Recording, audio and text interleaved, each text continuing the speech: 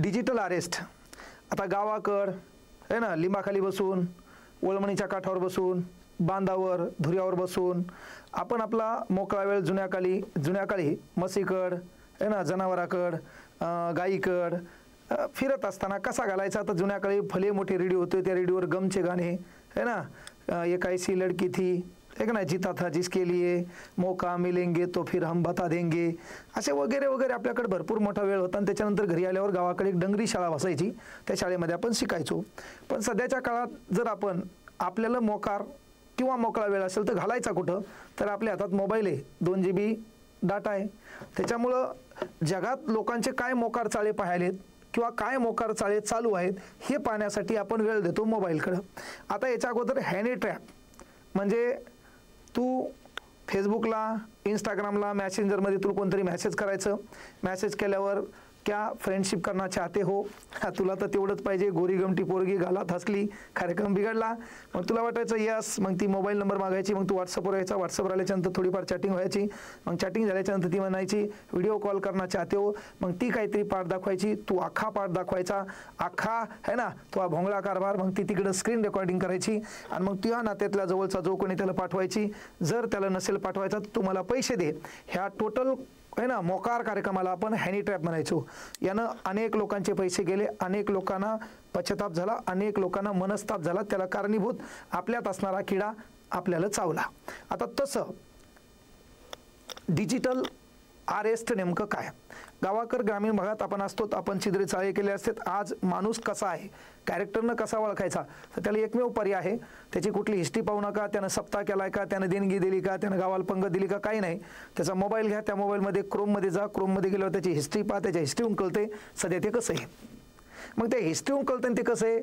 तर मग या काळात काय व्हायलं की आपल्याला अनावधानानं असा कॉल येतो आणि कॉल आल्याच्यानंतर मी पोलीस अधिकारी आहे, मी वकील आहे, मी CBI अधिकारी आहे, असे कॉल करून तुम्हाला धमकवतात. मग तुम्ही असा असा गुन्हा केलेला आहे, तुमच्यावर ह्या नावाची केस आहे, लवकर पोलीस स्टेशनला येऊन भेटा, आहे का नाही, आणि तुमचा नंबर त्याच्यामध्ये आलेला आहे. आता ग्रामीण भागात आपण पहिलेच जोरात कोण वरलं की 3दा खोकलणारे लोक, पहिलेच आपल्याला ताण. मग त्याच्यातून कोणाचा कॉल आला तर त्या कॉलला भ्यायचं नाही.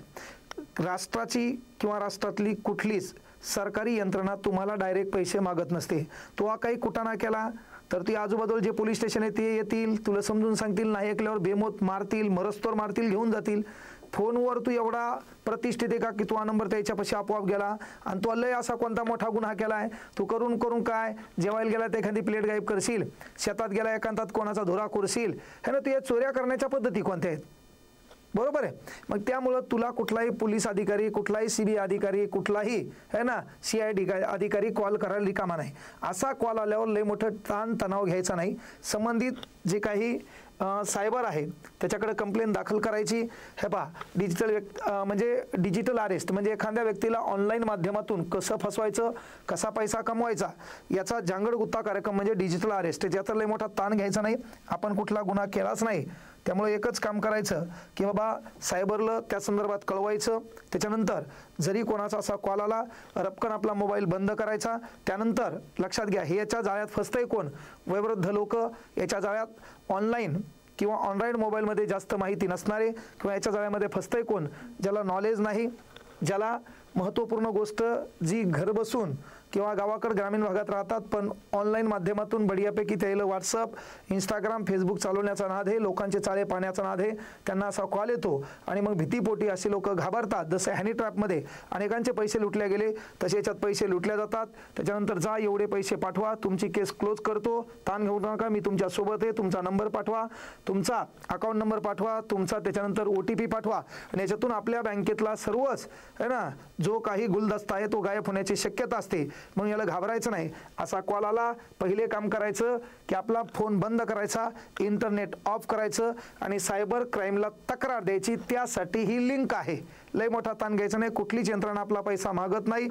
नाहक है ना, नाबालिग, त्याच्यानंतर देश विघातक, त्यानंतर कमी वेळात श्रीमंत होण्याचे स्वप्न पाहून स्वतःच्या आयुष्याची धुळधाण करण्यापेक्षा कष्टानंच माणसं मोठे होतात, ही गोष्ट लक्षात घ्यायची. मग जंगली रमी पे आवना महाराज, लुडो असेल, ड्रीम 11 असेल, चक्री असेल, या भिकारचोट गेमच्या नादी लागून स्वतःच्या आयुष्य बर्बाद करून घेऊ नका. अशा कॉलच्या, अशा सायबरच्या ज्या वारंवार दररोज दिवसातून घटना घडतात त्याच्या बळी पडू नका.